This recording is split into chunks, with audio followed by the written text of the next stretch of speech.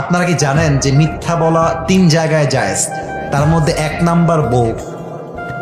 আপনি একটা শাড়ি কিনে নিয়ে আসছেন, শাড়ির দাম হচ্ছে মাত্র 1000 টাকা। এখন বউ যদি শোনে যে দাম 1000 টাকা, বউ তো রাগ করবে, বলবেন যে 10,000 টাকা। জায়েজ আছে এটা, সুবহানাল্লাহ পড়বেন না আপনারা?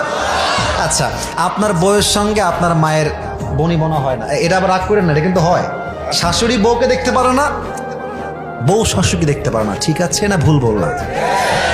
এখন আপনি পড়ছেন মহাফান্দে, মাকে ভালোবাসলে বউ নারাজ, বউকে ভালোবাসলে মা। আপনি করবেন কি এখন কন্দে? আপনি কি করবেন আমি বলে দিচ্ছি। মাকে বলবেন যে মা, আমার বউ তো তোমার কত ভালোবাসে, সারাদিন তোমার নামে খালি প্রশংসা করতেই থাকে, খালি করতেই থাকে তোমার নামে প্রশংসা। মা বলবে ও বাবা তাই নাকি? তখন দেখবেন মায়ের ঘৃণা ভালোবাসায় পরিবর্তন হয়ে যাবে। এবার বউয়ের কাছে এসে বলবেন যে আমার মা যে তোমাকে কত ভালোবাসে, বিশ্বাস করো।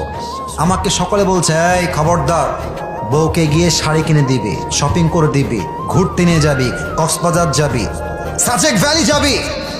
আপনার মা আসলে কিছুই বলে নাই, কিন্তু আপনি এই যে পামটা দিলেন, আপনার বউয়ের জন্য ভালোবাসা প্রকাশ করলেন, এই ভালোবাসার জন্য আপনার আমলনামায় সওয়াব লেখা হবে। সুবহানাল্লাহ পড়েন।